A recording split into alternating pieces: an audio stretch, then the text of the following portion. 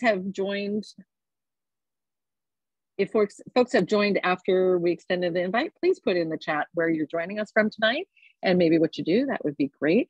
And before I get going with the introduction of our speaker this evening, I'd like to toss it over to Heather Schwint, who's going to give an update on what Decoding Dyslexia Washington has going around the Right to Read film, which launches March 2nd. Heather. Thank you. As many of you in here might be aware of, there's a new film coming out called The Right to Read, and it talks about sort of reading in the United States and some of the foundational changes we need to make out to our approach in schools to really support all learners, making sure that everyone can read. And so there's, I'm going to put a link into the chat here. We have a discussion that's going to be happening on March 9th around the movie. So you can sign up. With the Right to Read to watch the film for free for the week of the first week here in March from the 2nd through the 9th.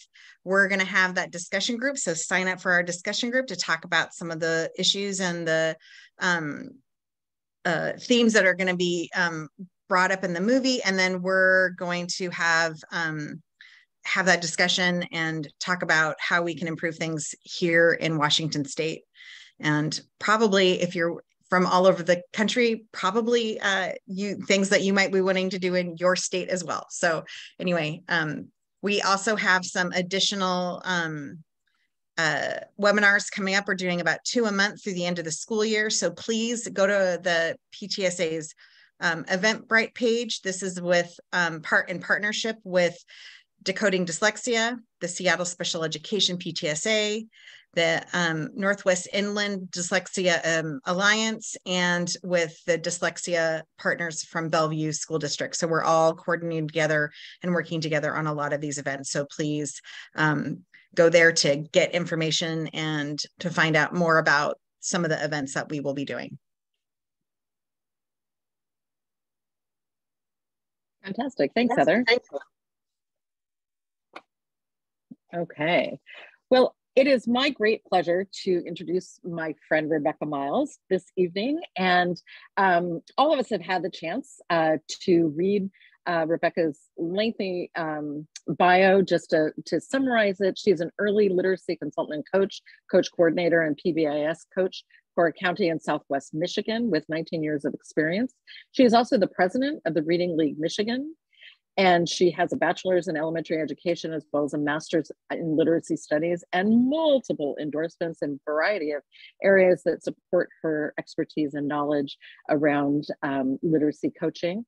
And I think I'm going to veer from the script a minute and allow folks to read more if they'd like. But I just wanted to share how I met Rebecca, which was about, I think, 3 years ago now, when the Science of Reading, What I Should Have Learned in College group launched. And we were two of the kind of the original members, probably in the first 300 or so, where it was just mind blowing, where so many of the literacy giants were commenting regularly and everything. And I asked somehow one too many questions that Rebecca just thought I needed help. And she reached out and said, hey, how about if we set up a Zoom? Before Zoom was a thing, how about if we set up a Zoom and I can help you with that? And so just out of the blue, this person that I hadn't even met from across the country, I think we spent over an hour easily on this call. And she was just so extraordinarily kind and generous and knowledgeable. And so we have just been in touch since. And like so many of the friendships developed through the Science of Reading community, of course, we've never met. And it's just fantastic that it's developed this way. So we are so grateful that Rebecca has agreed to join us tonight on this topic of effective intervention. And without further ado, Rebecca Miles. Thank you so much. I'm going to share my screen and get us started. And I'm going to apologize ahead of time that tech sometimes is my wonky. Oh, look at that. There we are. Okay, for some coding. So let me just start with telling you that I'm going to be providing you with a practitioner's focus on effective intervention. You will be sandwiched between the researchers and Dr. this and Dr. that. And I am Rebecca Miles, working in the field. And I have a long history of balanced literacy until a really unfortunate event that turned out to be life-changing for me. And I will walk you through that story. So let us get started. So I'm going to have to adjust my screen here because I got too much going on. All right, so the objectives for this evening is to share my story of the impact of intervention on the transformation of my school of origin. I'm going to outline the use of data to inform and how we use it to inform and design intervention, and discuss the structures and systems that must be in place to ensure data is used effectively. And then I'm going to share a model of intervention. But again, this is from a practitioner's lens, and feel free to challenge, push back on me, and I would be really humbled that my efforts daily are to bridge research to practice as a practitioner. So I've been lucky to have the opportunity in the last 6 years to be the kind of the Pied Piper of some intervention systems, and implemented between 12 and 13 intervention systems at 12 or 13 schools in the last 6 years that are in multiple stages of implementation. And tonight I'm going to talk quite a bit about the pieces of that work that is maybe nuanced and not discussed in other venues. So let's just start with a story. I come from, my school of origin was Davis Elementary, which is in Southwest Michigan. We are a rural farming community, 76% economically disadvantaged. So when I started at Davis, it wasn't very long after that we became a reading first school. And in those years, these are the things that were put into place. We implemented a Basel for the first time, Reading Street, and in Dibbles, and we were doing pull-out interventions. So this was the first time that we had these structures in place. Luckily, at that time, I also, around that same time, had some training in PBIS, Positive Behavior Intervention Systems and Support. And I think Melissa Nantis is with us this evening. I was lucky to be in one of the first cohorts of teams that was trained by the amazing Dr. Kim St. Martin, who we are blessed to have at our MTSS Tech Center here in Michigan.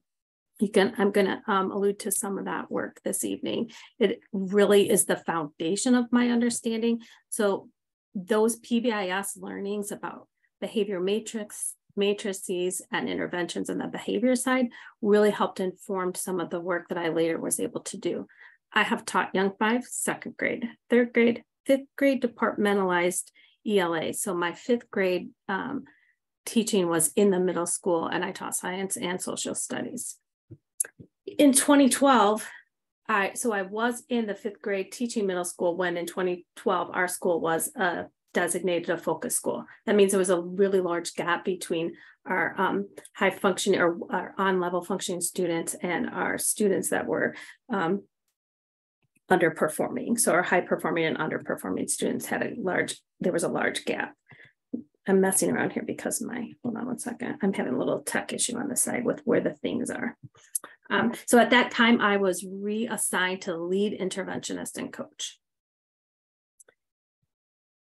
During that time, that focus school year, and it was just 1 year, I built an electronic data wall. So we had, I told you, we had Dibbles implemented in the reading first years, but there was so much time where we'd have our grade level meetings with our reading first coach.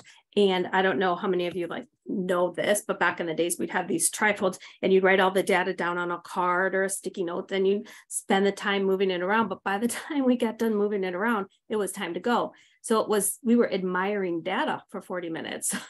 Oh, yes, the instruction never occurred. So then what would happen is that reading interventionist coach would come knock on the door, take 6 kids out and walk off with them. And I knew that wasn't working. So that first year that I was a interventionist / coach, I built an electronic data wall. It was the first one in Southwest Michigan being used that way for my teachers to put the data in. that became a really important piece that we'll talk about later. So teachers were putting the data into a data wall that was conditioned. Many of you think, oh, big deal. It was a big deal back then, all right? And we were having biweekly grade level team meetings. Here's where it gets interesting. Take a look at which grades I was doing pullout for. So I had 3 paraeducators, and we were pulling them out to provide students out. Between 32 to 24 students per grade level. Look at the grades I was servicing, 1st through 4th, okay? The grade level I was missing was kindergarten, probably the most important. But in my mind, back then, I was still learning. I was transferring over from my balanced literacy years, even though during Reading First, do know I was letters trained, and we've got we had a Reading First coach, and we had a Basil. The letters training kind of fell flat for us because we didn't have the systems in place for application. So let's hold on to that because that becomes important. One residual thought that I had from the Reading First years is in the Kalamazoo area, people were talking about Walk to Read. I didn't know anyone that had put that into place. And that's going to become hugely important in this idea of the intervention model. Many of you are familiar with flooding a grade level. All the specialists, peer educators, teachers in a grade level, all the adults are flooded there so we could get more support, so we can get more targeted instruction and more small groups, okay?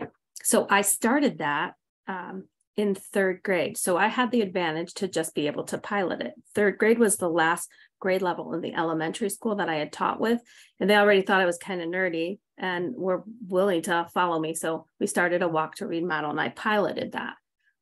We were getting some pretty good outcomes. So 2nd grade asked to join, okay? So I have 2nd grade and 3rd grade. So as you see that last bullet point, we were developing a multi-tiered system, and we really had no idea because that language wasn't in place. We didn't know what to call what we were doing at the time. And all along, we still had our strong PBIS. So systems of a behavior matrix, we had SWIS, we had check-in and check-out. Those are behavior support systems for anybody that's unfamiliar with that. So we had that underlying already. So we had great systems to pull this off. So unfortunately, by 2013, we were reassigned, we were designated a priority school, which is a failing school. I always say we were neck and neck to be the worst school in the state of Michigan. We were at the 2nd percentile from the bottom. There's nowhere farther to go. So at that time, when you become a priority school in the state of Michigan, at that time, it wasn't like they come in and say, okay, here's a plan, let me help you. They gave you ideas of things that you could pick for your big idea, but you as a school had to come up with a plan. And I always say, this is so silly, right? Because it's like, we had a backpack with all the ideas we were gonna put into play. And once you called us a priority school, you just watch us show you the magic. Whoa, now we're priority, here we go. Not how that happened. So because I had been getting some good outcomes with the MTSS, and we kind of had a model, and that was one of the big ideas that we could choose. That was something that we went with. From there, I want you to look to the left. All these photos are here for a reason, because I think it's so important to stay humble in this work and look for the right support and know when you don't know what you don't know. I may say something that's off tonight. I won't start on fire. I won't self-combust. Someone will call me and say, hey, Rebecca, you weren't quite right here. And I'm like, thank you, right? It's really important for us to admit what we don't know. And at that moment, when our staff, 50% of our staff was looking to be, would have lost their job, and possibly our principal, it was time for us to get really serious about what we don't know. And at that point, we decided that I looked at my principal and I said, we can try to read the book and figure this out, or we can find some help. I had seen Mike Matos at a recent conference, and I knew that we could not afford Solution Tree because there was not money at that time that was going with this. So I contacted Chris Weber through a backdoor email, and he responded within 45 minutes, and he was in Chicago. So he came and helped us with, let's look at this. This is really important to understand because I'm going to focus a lot on the tier 2 space tonight. We would not have had success if we didn't focus in on our tier 1 as well. That transformation in tier 1 took place through meeting structures, protocols, being clear on our essential standards, what those essential standards are made up of, and non-negotiables. We had non-negotiable instructional routines, non-negotiable components that we were using, and then what the support would look like. You will also see Anita Archer, who I stalked. I followed her around our state for about 5 years because there was a $50 training that you could have every year because she had a grant with the My Blissey grant through the state of Michigan, which is now our MTSS. And she probably had some security out on me. Wherever Anita was, I was trying to be there too. I eventually became a trainer of trainers. And then if you'll see to the right, that is Dylan Willem. If you know anything about Willem and Black, one of the seminal research on formative assessment. I'm still kind of Twitter pated just looking at the picture. So Tom Herrick there is the one who came in and took over for Chris Weber. Tom Herrick and I are still friends, and he's a mentor of mine. He's a Solution Tree global top 30 global guru for Solution Tree. The point of this is that this is what I did for my summer vacations. My poor husband, I'd pack him in a car. We'd go to Madison, Wisconsin. I'd go here, I'd go there. I still, to this day, this is what I do because I never want to get caught in the situation that I was previous, which was totally relying on balanced literacy and just tier 1, not understanding how to support my students in small group. I had no idea what to do. And people thought I was a great instructor because I was getting better outcomes than other people. So really that focus on that tier 1, non-negotiable instruction, routine, schedules that were framed up, and then the walk to read. We began walk to read in all grade levels except 5th. And we're going to talk about the K1. This is important, that K1 internal rotations. That's my model that I've developed, and it's a later model, but initially we did the walk to read, which is that flooding in all the grade levels. And then for tier 3, we just kept refining our practices. And that is a point where we really dug into, everyone became OG trained, and we're very, very consistent on explicit instruction. Okay. So let's look at the outcomes. I want to show you the data here because I want you to see the impact. In 2012, I told you that 4th grade, remember I was working with 2nd grade and 3rd grade. So I put the 4th grade data here. This is what 4th grade looked like from 2012 to 2013. Do you see much difference? Their MEP data, not a significant shift. Here's 3rd grade. Take a look. Okay, look at our bottom. We have like 20%. Here's your 20% line. So like 40, a little bit over 50% of our students on not proficient, and then 50% proficient. Nobody's advanced. Look at what we do here by that next year. Not the same kids. It's not the same cohort of kids, just the impact of the instruction and the intervention. Take a look at 2nd grade. We completely eliminated the not proficient category, and we have advanced students. And let me tell you, we were not doing amazingly great work. We were focusing on tier 1. We were focusing on non-negotiables, and we had a structured intervention in place. And every kid was getting support. So I really think about this when I think about Daily 5, because Daily 5 is what we had come off of. So anybody that's aware of Daily 5, teachers working with a small group of kids, and all the rest of the kids are out there, faking it, practicing something they already know, or doing something wrong over and over again. And nobody's at fault except for the system. And people will say, oh, well, it's just a framework. It's so much more than a framework if the framework tells you what the student should be doing instead of you.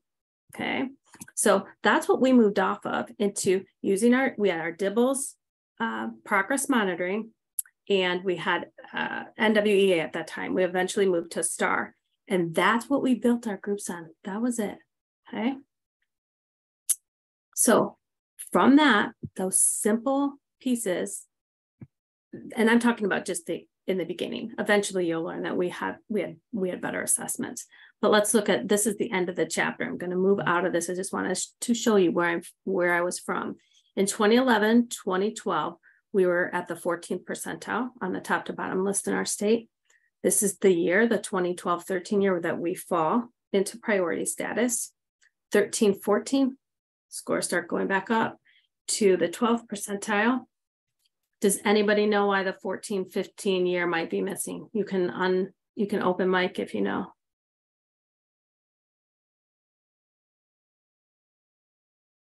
Okay.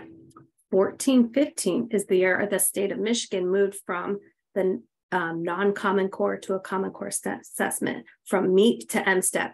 And everyone in the state did a magnificent slip backwards.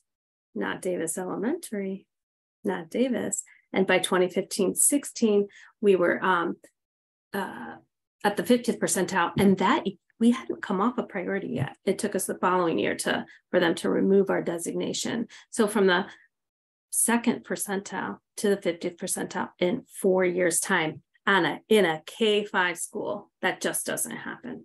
So from there, my boss retired, the school counselor retired, all my colleagues that had done the work with me, the superintendent had retired a couple of years earlier.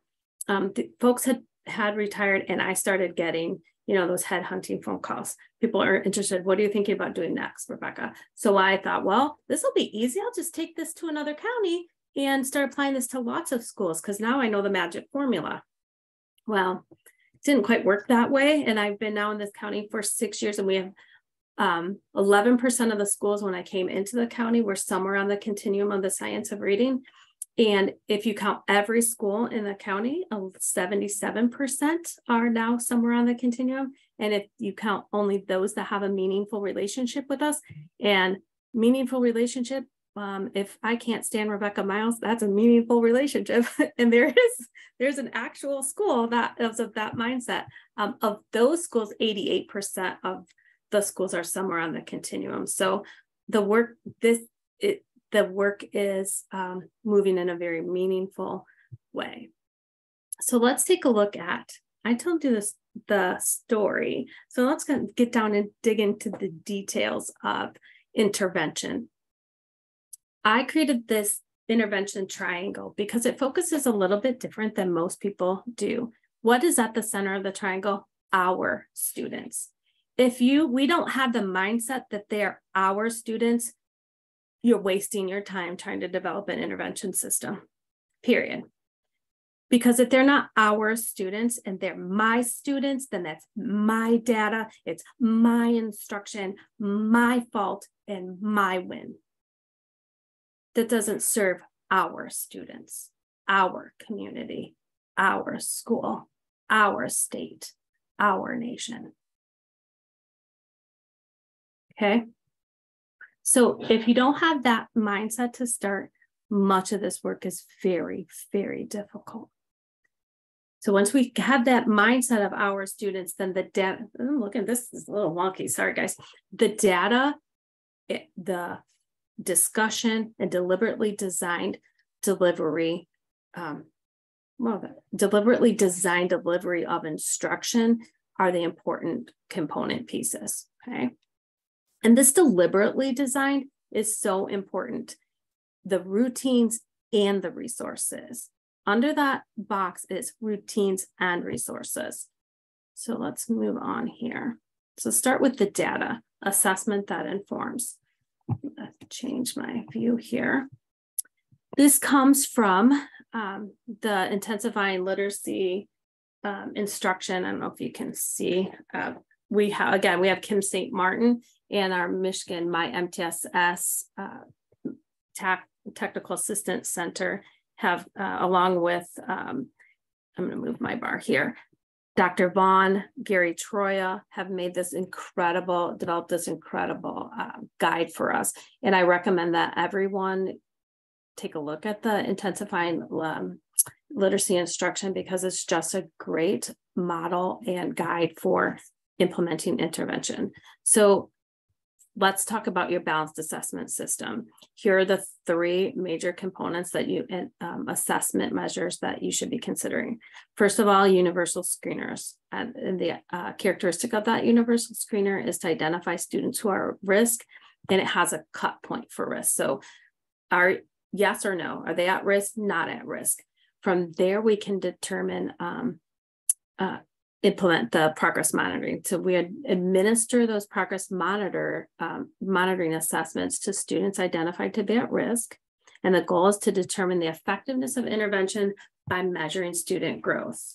It's measured frequently and graphed against time. And look at this last bullet point. Using both forms of progress monitoring allows for more robust analysis of student intervention response. This is often so very confusing for our teachers.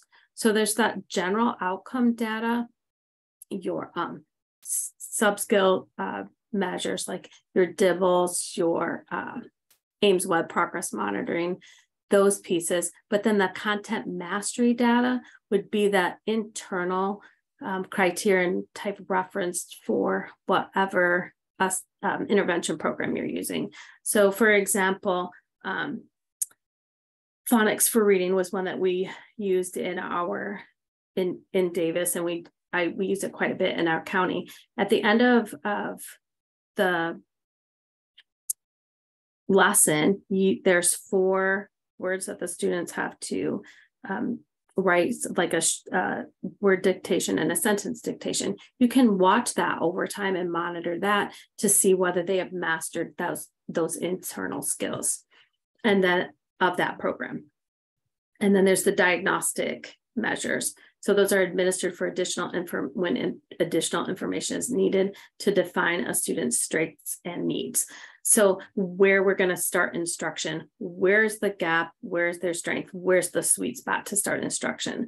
A diagnostic measure might be a spelling inventory, core phonics screener, IDI, any of those phonics screeners, phonemic awareness assessment, these type of assessments.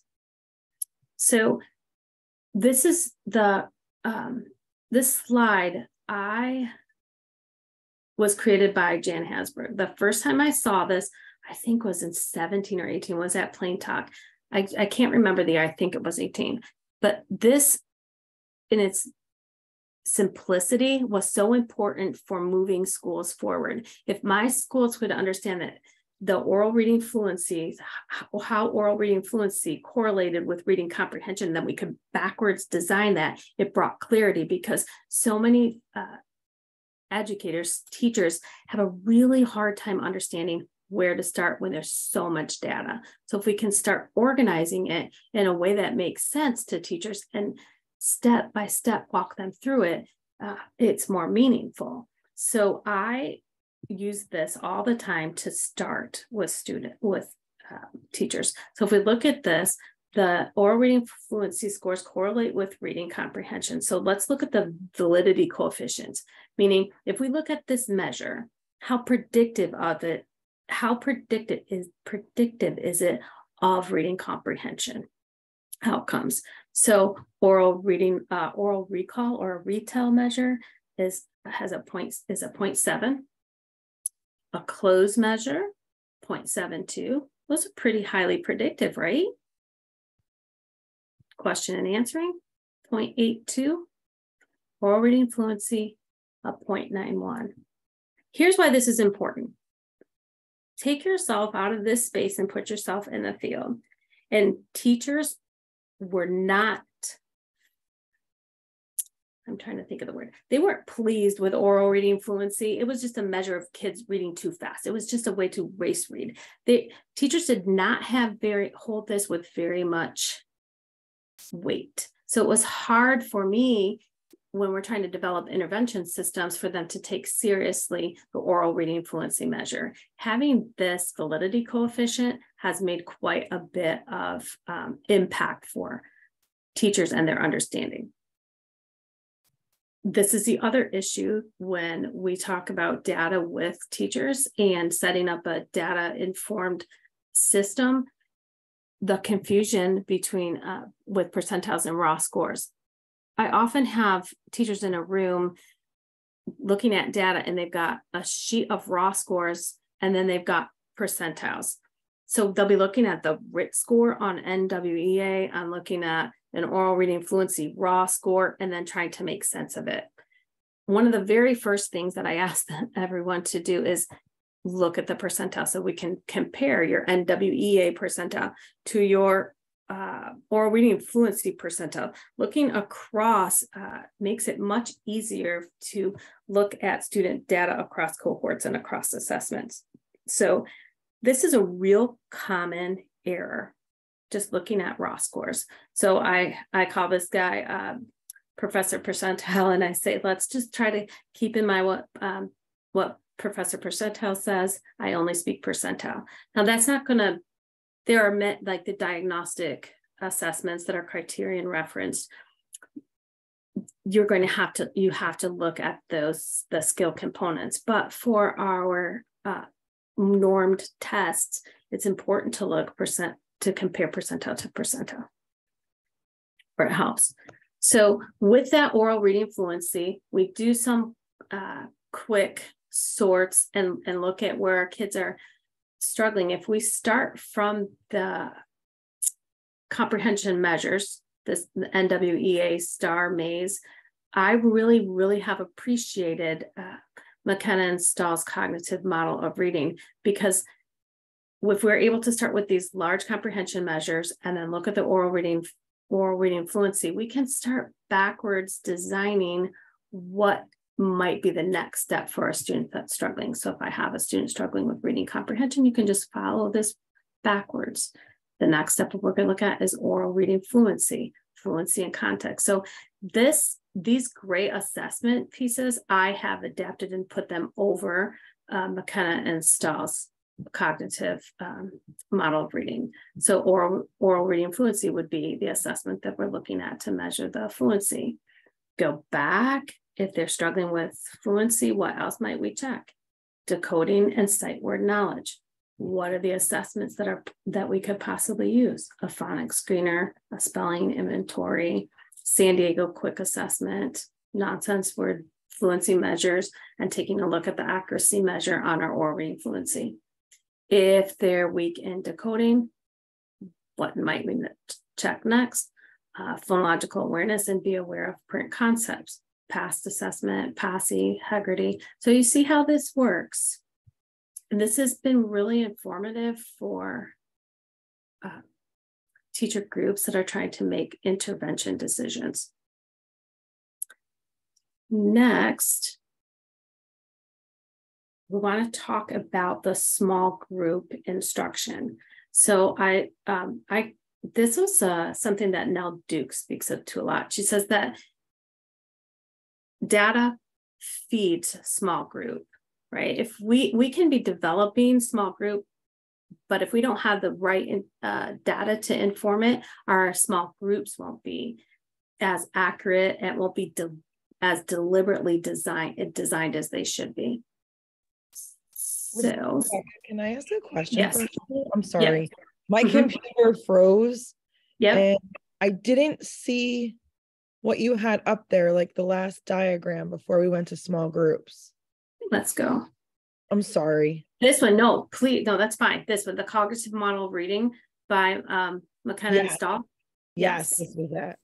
Okay, so, and please know that McKenna and Stahl, the gray is what I've added. I don't know if you can see it in my camera. So in the state of Michigan, we were lucky to early on when we were, I'm an early literacy consultant that is trained by the state of Michigan, and Dr. Walpole McKenna's book, How to Plan Differentiated Reading Instruction, we were all given this book, and we had some training from Dr. Walpole, and within this is some really easy, all the things that we need to start intervention in an easy way. I think it's a nice first lift.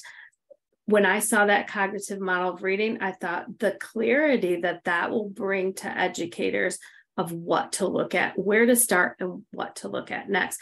But the point was, if I was looking at decoding and sight word knowledge, our teachers didn't always know, or our schools and our administrators didn't always know what assessments would align with that. So I've worked on this often on adding pieces to it so that, you know, like the vocabulary knowledge, you can use a Peabody assessment or core vocab screener. Please note on this screen, there is a mix of diagnostics and our normed referenced assessments, but this is the battery of things that I know people can pull pretty much for free. Okay. Is that helpful? Yes, thank you. Okay. So we always want to know what the data that our small group is informed by data. So let me do.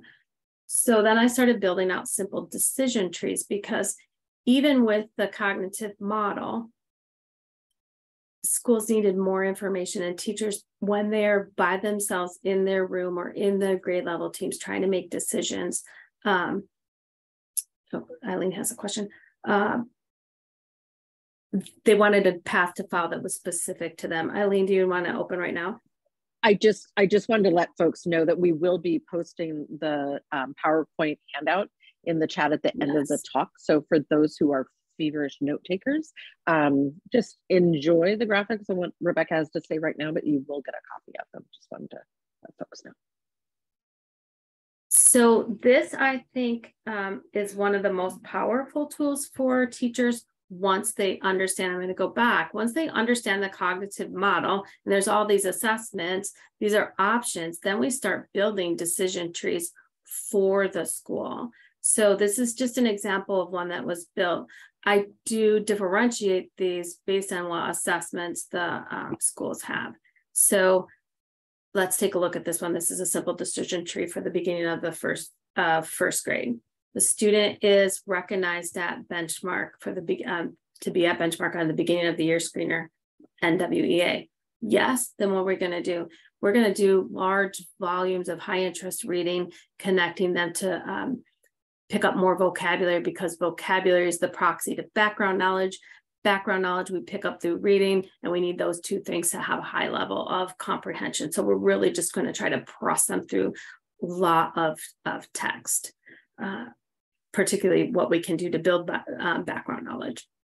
If not, then we're going to administer a nonsense word fluency, letter sounds, and letter sound fluency, that should have an F, phoneme segmentation fluency, and then use the following decision tree in order to analyze the results, right? So no, they did not do well on nonsense word fluency. We're going to take a look at the letter sounds phoneme segmentation. Yes, so you can see how these decision trees work. So there's, let's say, beginning of the year, first grade. I have middle of the year and end of the year for first grade, and then we move into the second through fifth grade. You'll note that there's no kindergarten, because the kindergarten, we're going to be working on letter sounds and phoneme segmentation, and working on continuous blending and fluency and phonemic awareness all the way through. And then by middle of kindergarten, we're going to be using these beginning of the year decision tree steps anyway. So we don't remake them just for kindergarten. Or I don't. I could be wrong. Like I said, I'm a practitioner. Challenge me. Tell me, hey, Rebecca.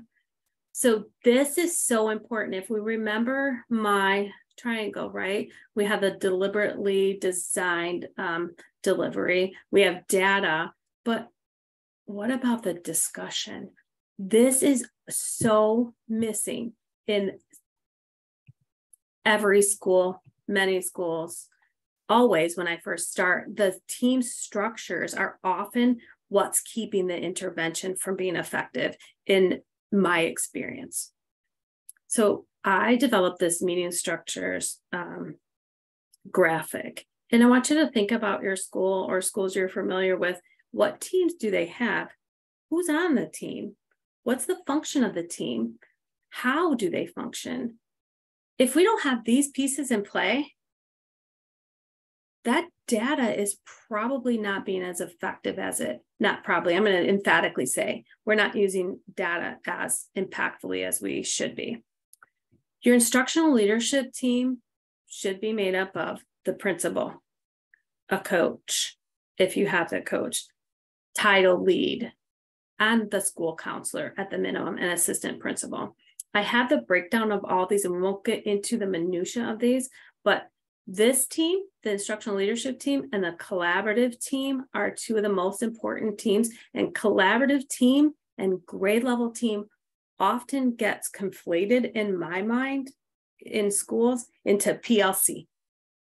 Okay. I think these two should be two separate teams, and because they serve two separate purposes.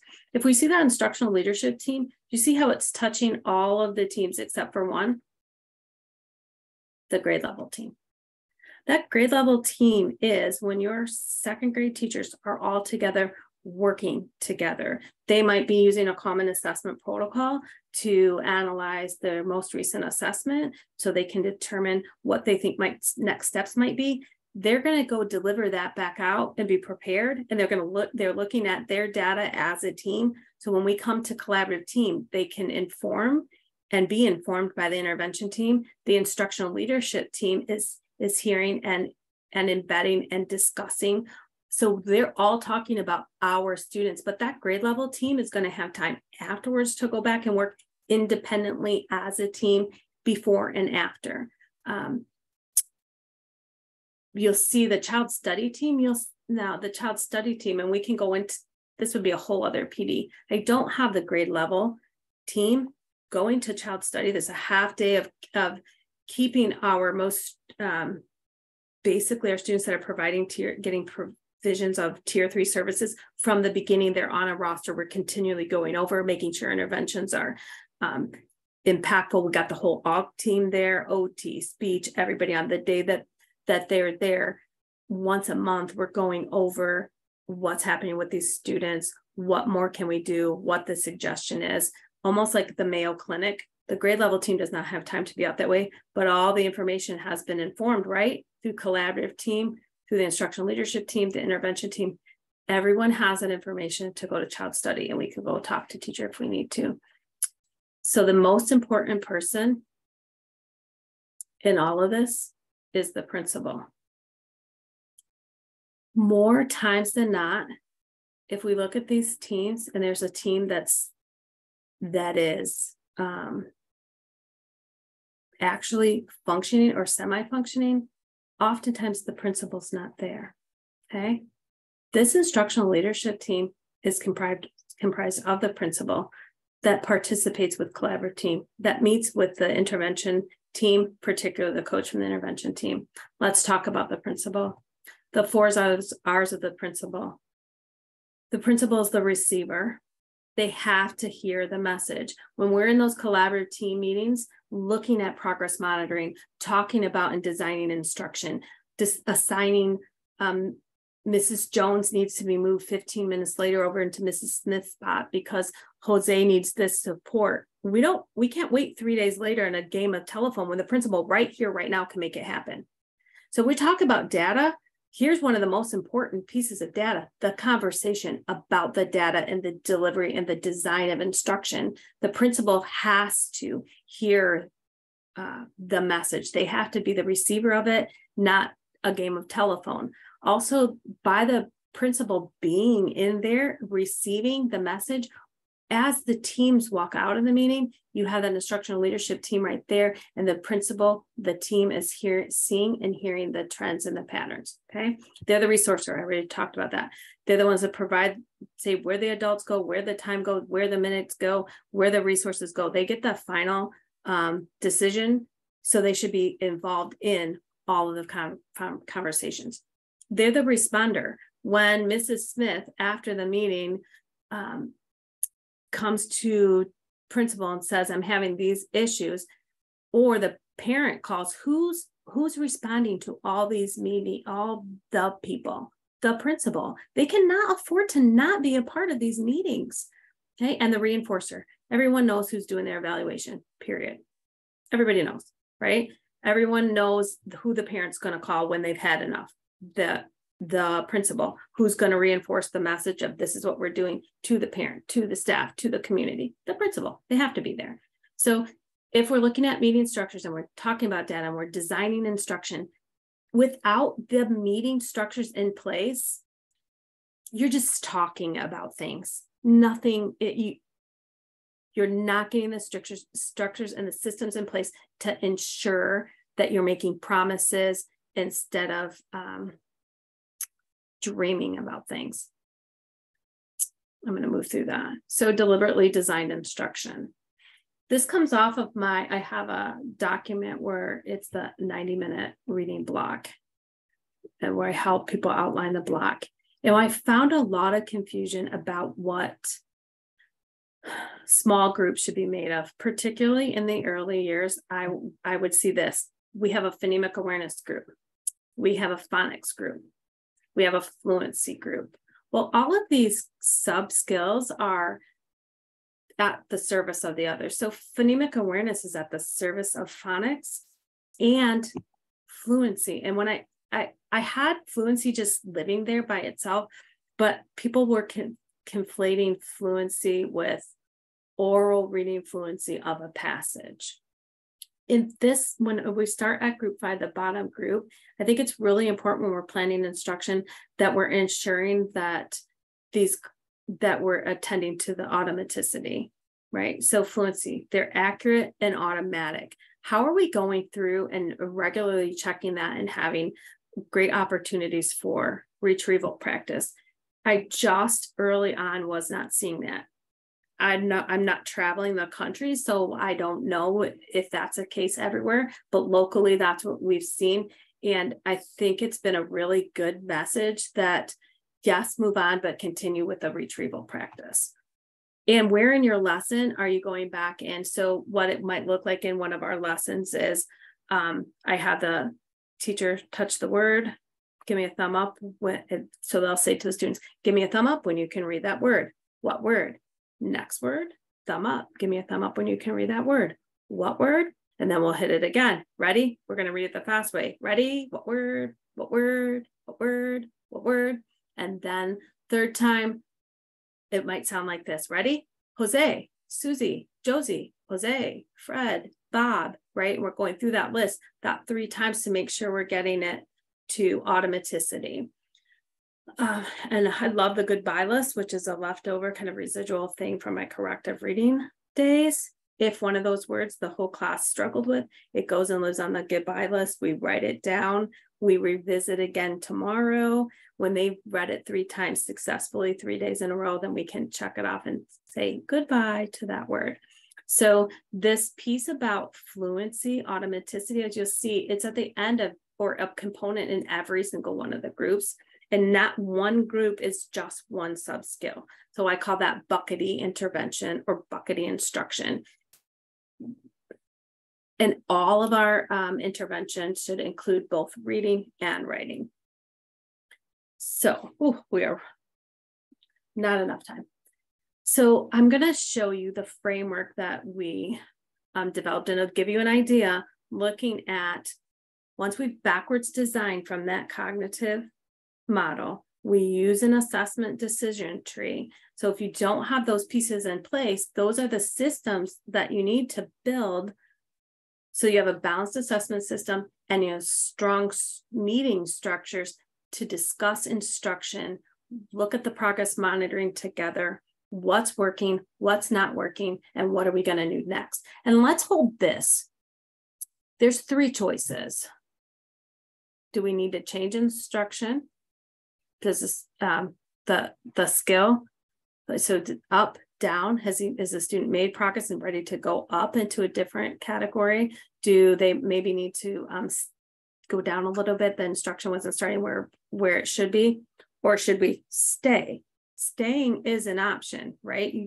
So this idea that I think there's a misunderstanding about flexible grouping, which meaning kids should be moving all the time.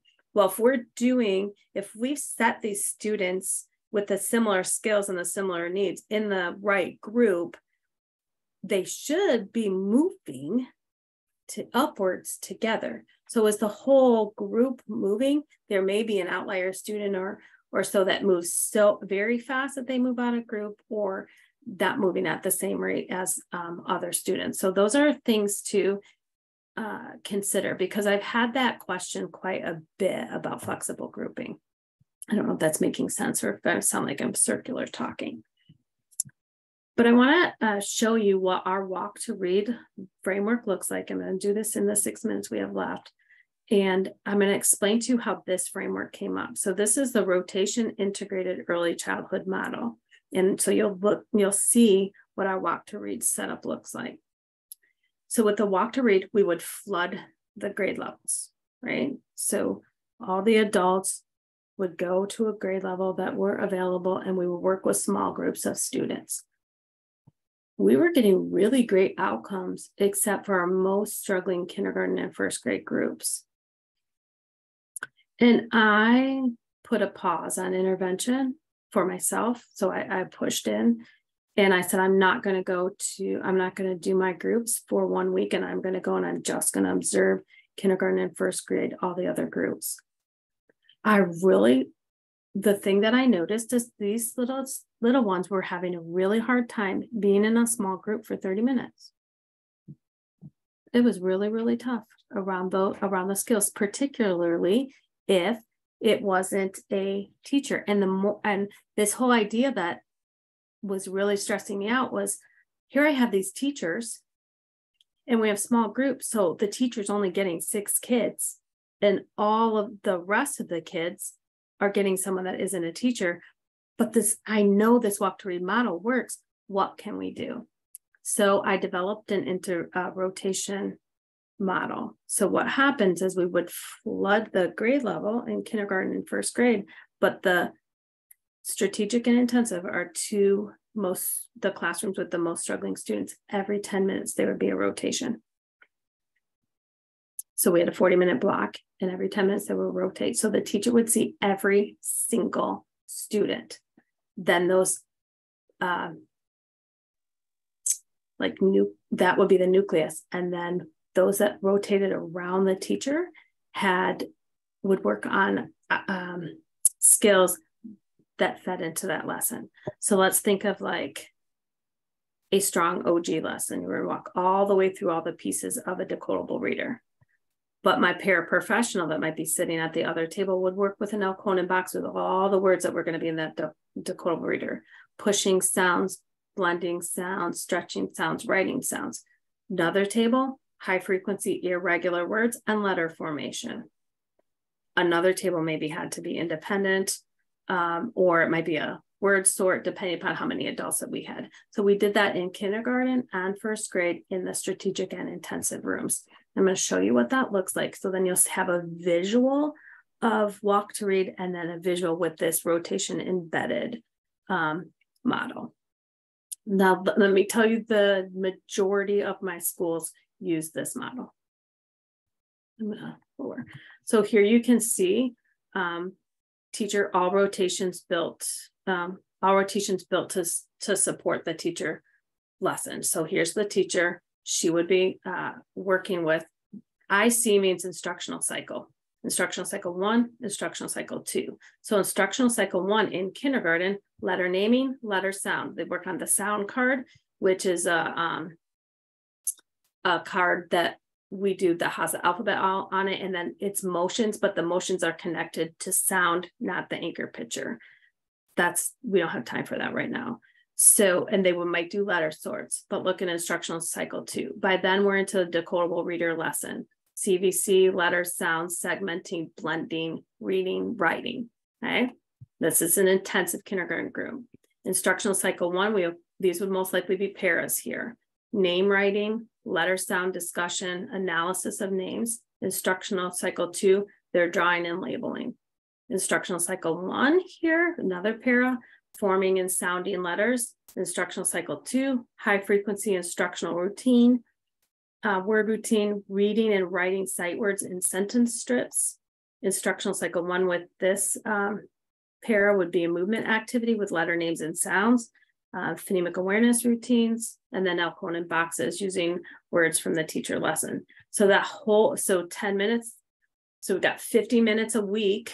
Teacher gets through the entire decodable reader lesson but all these other pieces that would have been embedded are happening too. But the students move every 10 minutes. So just when they're about to get squirrely, they think they're going to do something else, very much like the center approach in the days of old, but all of it's connected to that teacher lesson. And how long is an instructional cycle? As long as it needs to be for those groups of students. Okay, so let's look at the kindergarten strategic, just what's a little bit different, where you see this instructional cycle 1 in the teacher starts right away with letter sound review, PA activities, and they're getting to VC and CVC words really, really quickly, then moving into a decodable reader lesson. So you have all this in your handout, so you can see how those rotations, and this is very specific, you can see very, very specific instructional routines or instructional components. Here's the thing that schools sometimes get wrong. In 2nd grade, there's no rotation. So 2nd grade, 3rd grade, 4th grade, 5th grade, no rotations. So I have this outlined for you, what these possible pieces might be for intervention for all these groups and all the grade levels. And I want to add one thing. So I'm going to stop with, I'm going to stop this sharing for a second. No, I will. Let me add something. This is really, really important. So we talked, I've showed you the structures. I've talked about data for tier 2. For tier 3 is intensity, right? They need an elongated time frame. What we have done in our schools that's been very, very effective is whoever is providing that tier 2 support, or whoever's providing the tier 3 support is their tier 2 supports person. So when I was pushing in, whichever students were in tier 3, I was in that room. So I'm going to be in that intensive intervention room. Then I'm going to, whatever instruction is happening in that tier 2, we're elongating and finishing the lesson in tier 3. So particularly, let's say 2nd grade in the non-rotation rooms. So we would, if we had a program. So in the non-rotation rooms, if it was phonics for reading, I had that phonics for reading group in tier 2. And then I pull them again for another dose in tier 3, so we can get through the phonics for reading lesson. So we were moving through intervention at a much higher clip than many of the schools that I'm seeing right now. They're doing one thing for tier 2, and then they're trying to do another thing for tier 3. Elongate that. If it's the skills that the student needs, they don't need multiple different programs for how to do it. All right. And Dr. St. Martin would recommend that you use highly vetted quality programs for intervention, like phonics for reading, corrected reading, a vetted program. That is something that our TAC Center makes very, very, very clear. And if Melissa is here and I'm saying that wrong, she can pop in. So I'm going to stop sharing and open for questions.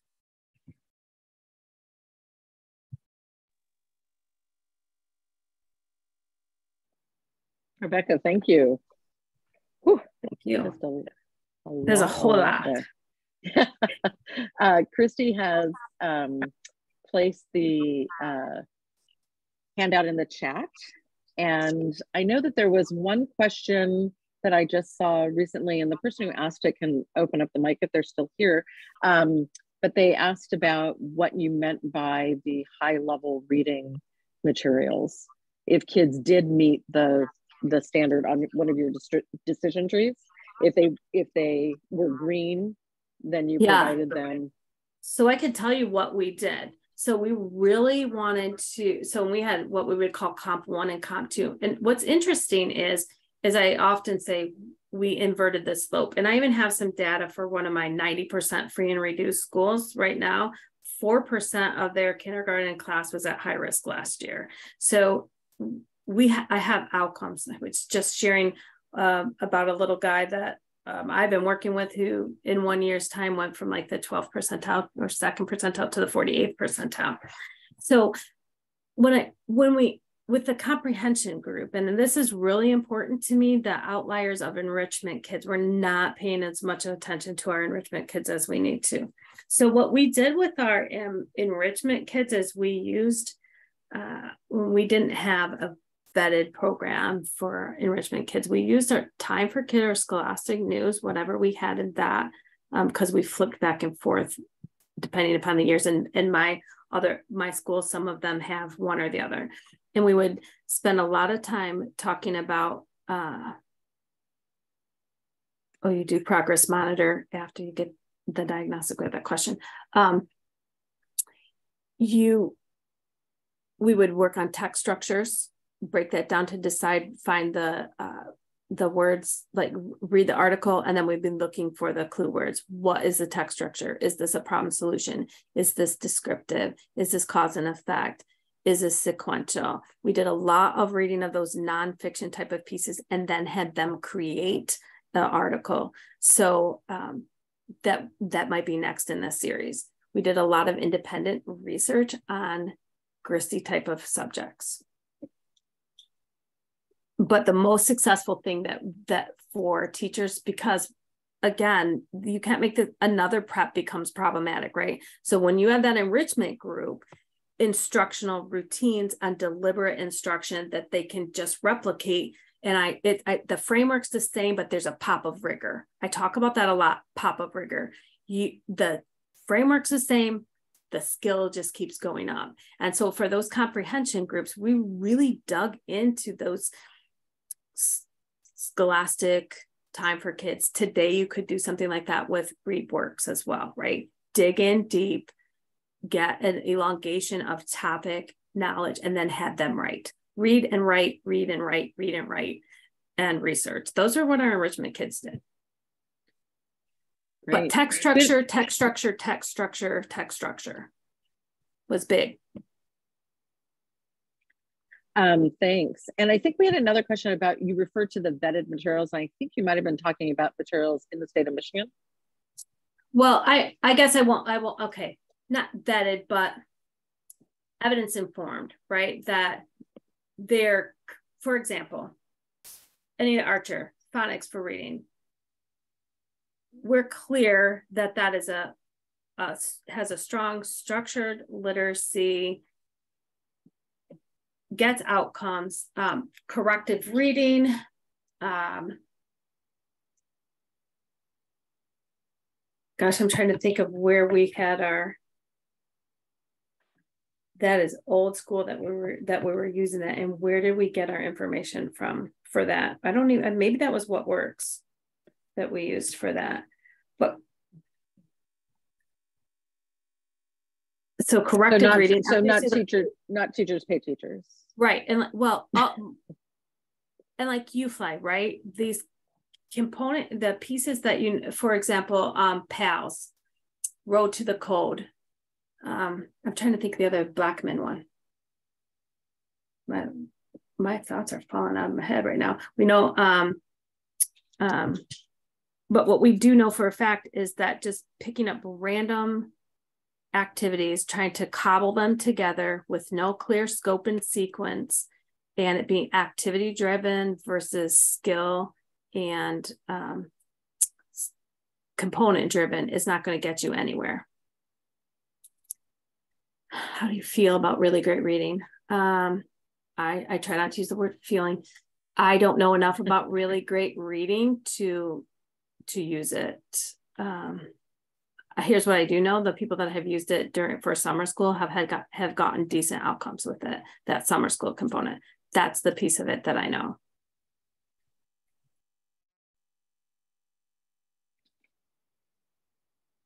ERI, early reading inventory from way back in the day. We got outcomes with that. Again, these pieces of intervention that are composed into with a scope and sequence and a place and a way to progress monitor for outcomes, rather than random acts of instruction from TPT or a teacher store where you bought Frank Schiffer's workbook. That's taking me back. That's what I'm saying. I mean, these are the things these were the things that we were dealing with. Now, so for example, we got training from an Orton Gillingham, our local Orton Gillingham company, SLD. They had component pieces. They had all the pieces of a good structured literacy program. So is that vetted? No, but it has a clear scope and sequence. And that's what I mean by making sure you have scope and sequence and alignment. Rebecca, I think an important thing to maybe reference and talk about is that we talk about the science of reading and the fact that there is a long established body of research that supports, that is the science of reading and does support how children learn how to read. Right. There is less settled science, as it were, around the science of instruction. And so that's where I think also as educators, the more informed we become, and it's so fascinating, I'm so grateful for you sharing your journey and your humility and how the process you went through to learn that each time, it sounds to me that each time you implemented something, you also were taking such good data that you could look at, oh, it was effective, it wasn't, with whom and where, and tweak it. But you weren't doing that willy-nilly. You were doing that based on something and then building and building and building and building. And so in that way, is it really great reading? Is it Spire? Is it Road to Code? It is less about the materials and more about the knowledge of the educator, the fidelity to implementation, and the analysis, the data that you then circle back. And to your point about the discussion, don't miss the discussion piece. Am I getting that right? You're exactly right. The data, the meeting structures, your colleagues, the actual student work, all of that comes together. And for example, when we're talking about resources, you got to know who wrote it, right? So again, we got Sharon Walpole's work. I know who Dr. Sharon Walpole is. I know what to look for. If I look at that cognitive model of reading, does it flow in that manner that the skills build one upon the other? It's important for us to understand those cognitive models. It's important to understand Scarborough's rope. Are those component pieces in here in a scope and sequence in that the skills build one upon the other? And then how am I monitoring them? Someone said something about progress monitoring. So I want to, and diagnostics. I want to be clear that because if they got that as it was in the chat and it was, I think they said, I thought progress monitoring came after diagnostics. So you know what to progress monitor, not before. Would you mind clarifying that? Yes. So we're going to use, we have, and the universal screeners, right? That just the way that table wasn't in order. It was just types. So I had the universal screener, then I had the progress monitoring, and then I had the diagnostics. So we're going to use that universal screener to see where our students are at. Then if they are not at grade level, then we want to know what more. Yeah, we're going to use that diagnostic to determine where we're going to start instruction. But all along the way, we're going to continue to progress monitor. So that diagnostics helps us know where to start instruction and where to progress. The diagnostic helps us where to start instruction and how to know what to progress monitor. So I hope that's clarifying.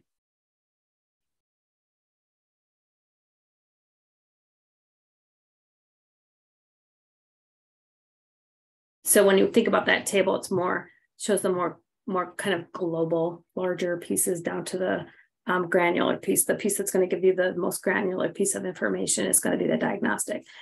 Some of our progress monitoring tools give us pretty granular pieces too, like the phoneme seg, phonemic awareness, letter sounds, but as far as diagnostic for the granular piece for where to start instruction would be that diagnostic. Any other questions? I'm going to jump in. Hi, this is Heather. So Rebecca has very kindly offered to still take some questions. So please feel free to put it in the chat. But if you're more comfortable unmuting, you can also do that. I also want to just as some people are starting to sign off, I just want to remind people again about the events we've got coming up, and to please check those out. And Alicia Roberts Frank is here in our audience as well from Washington State, and she asked me to give a little shout out for the Joyful Literacy Summit that she's put together with OSPI. And so I'm going to put that in the chat as well. And so if people are interested, please go ahead and check that out. But again, if you have questions and you're more comfortable unmuting, please feel free to do that as well. Somebody with an M has a raised hand. Yes. Hi, my name's Michelle. Hi. I'm in Michigan also, and I'm actually a middle school reading interventionist, but I thought it's been very helpful, even though I am more at the middle school level. But my question is, when you said that, I don't know, maybe I misunderstood, but you said you need a scope and sequence, correct? Yes. But doesn't that come along with specific programs? Like we have corrective reading, but it's really old. And so we've kind of gotten away from it. And it seems like even the kids that are still struggling have already been through it. So it isn't something that we would do again. So how do you come up with a scope and sequence if you don't have a particular program? You have to you know. Said don't focus. Go ahead. Go ahead.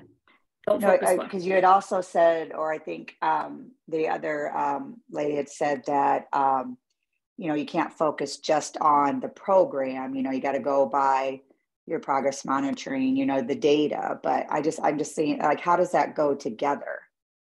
Yeah, that's a difficult.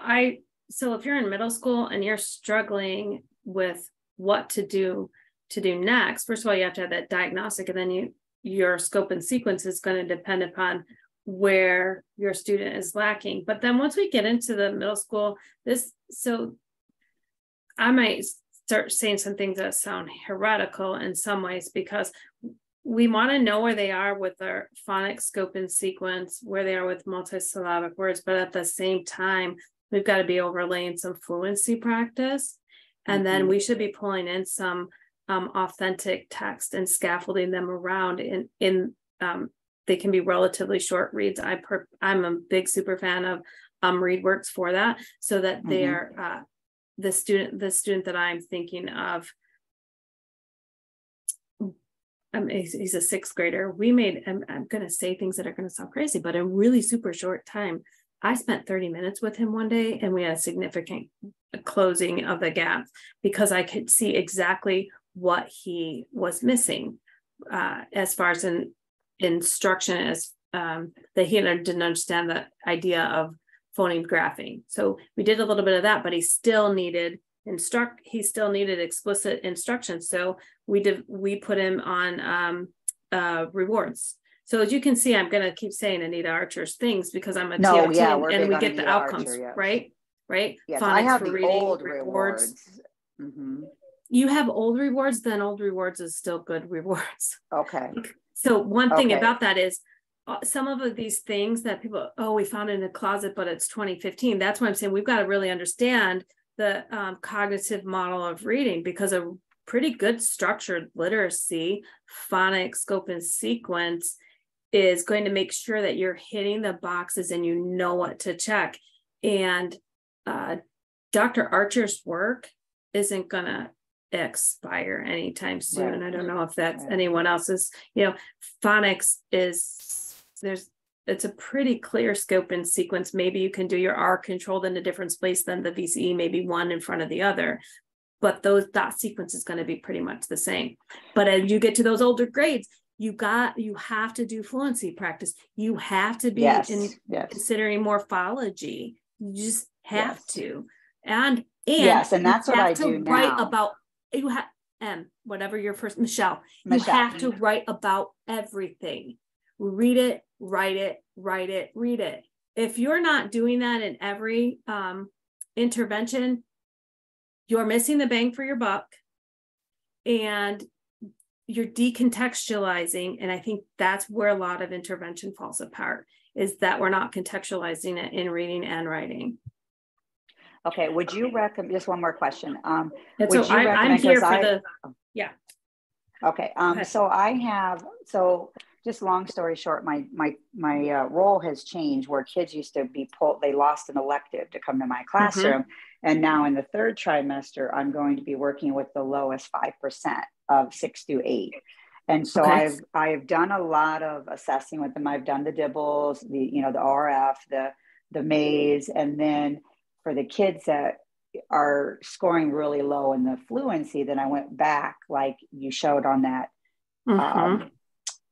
that slide, of giving them the CORS phonics screener. Yes, but ma'am. I mean, is that something that, like, I keep hearing about this the UFLI manual? Is that something that, I mean, it's expensive, so I'm kind of on the fence of whether to purchase that for my kids that are the lowest. So what grade are you serving? 6 to 8. I honestly would go with those beginning rewards and the phonics for reading.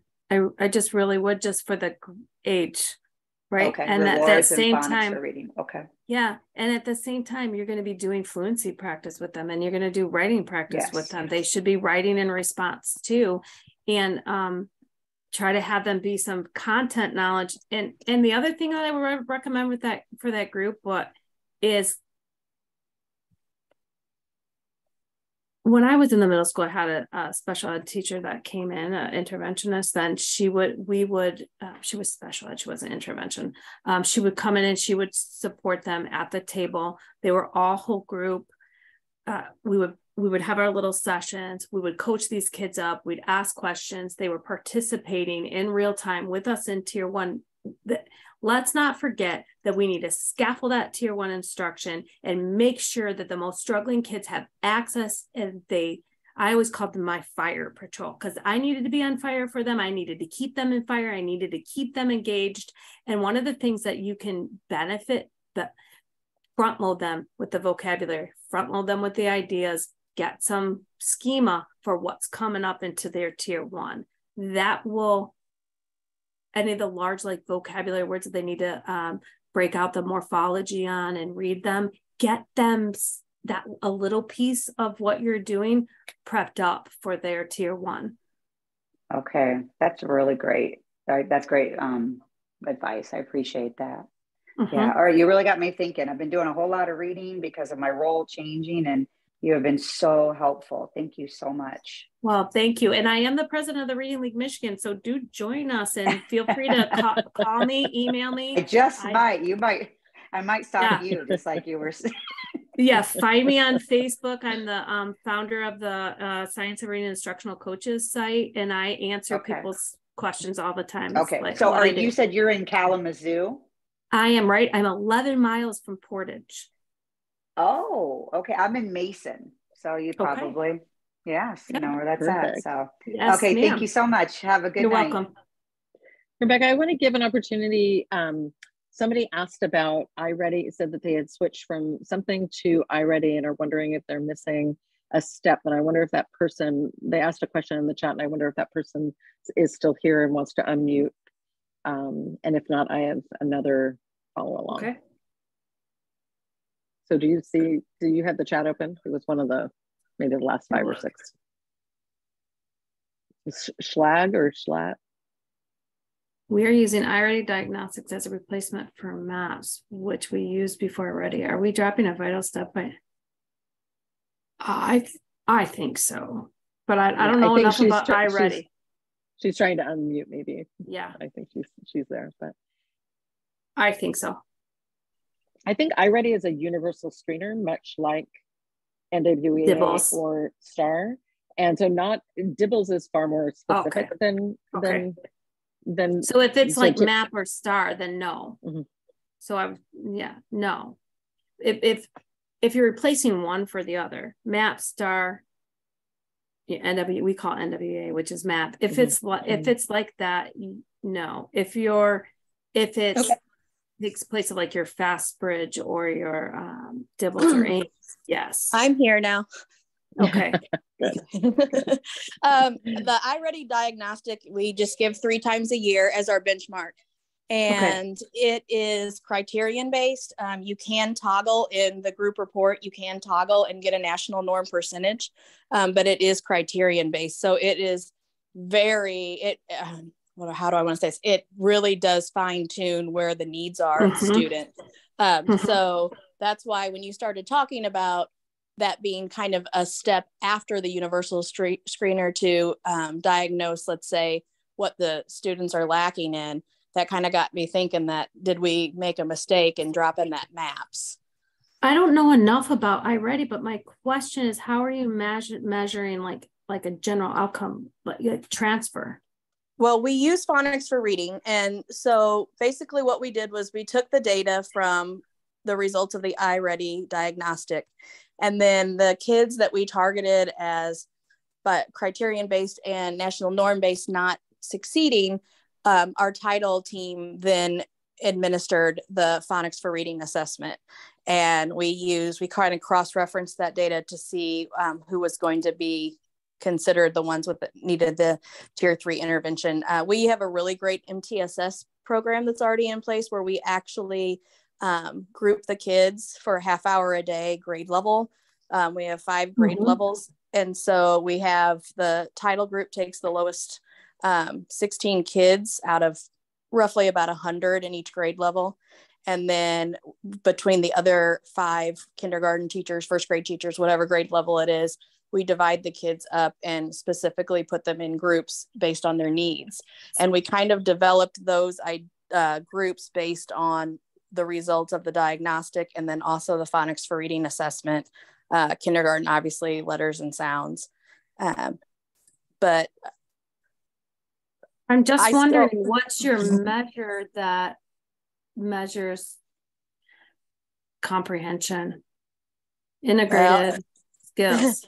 Right. And I mean, that is in the iReady diagnostic, but that's a big discussion that we have.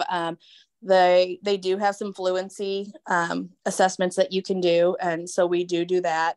I'm a curriculum director at the district, and I'm obviously trying to pull them away from using F&P, but absolutely. Yeah. So yeah, I feel like maybe I'm just not knowing enough about iReady. I just wonder if you have something that's comprehensive enough to tell you whether your tier 1 curricular program is getting outcomes that would prepare you for your state level assessment. Okay.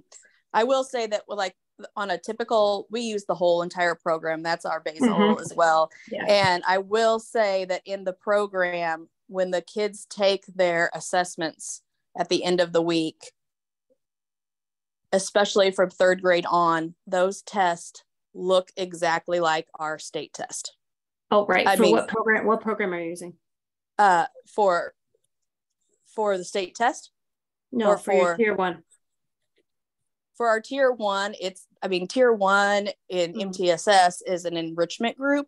They do vocabulary, they do text structure, they do things like that. But there's not a per se program that they're using in tier 1 during MTSS. And then the regular curriculum for everyone is the iReady magnetic reading for K through 5. Okay. Well, what I would do is I would just watch my, to make sure that the, crosswalk it with your outcomes from your state test and make sure that it's informing you at that level. Okay. That's what I would do in the next year. So if I was uncertain, I would crosswalk to make sure that I have the assessments that are informing me in a predictive way, if that's helpful. Okay, perfect. Thank you. Yeah. I think one of the things, if I can just speak to iReady a little bit, we have many people in Washington who use it. And one of the issues that does come up is that there is a point, I believe it's after 2nd grade, that kids will just automatically be noted to have tested out of the phonological awareness and phonics aspects of it. And they haven't actually even been provided with a test item. But on their little report, it'll say tested out, which the layperson and many teachers will assume means that they were administered at least a half dozen of those items, were doing okay, and they tested out. So it's also it's a criterion referenced, and so and it's computer adaptive, and so the results for no two children in a class are, they haven't taken the exact same test, two children sitting next to each other, and teachers don't necessarily have access to the error patterns that kids are making, so they can't dig back in to see that. And so as a benchmark 3 times a year, having that next level of skill-based assessment to dig back into it, so that people can look a little bit more at those skills. I feel like she was saying that maybe she had that, but they didn't have anything that was more global, is what I think that I was hearing. Yeah.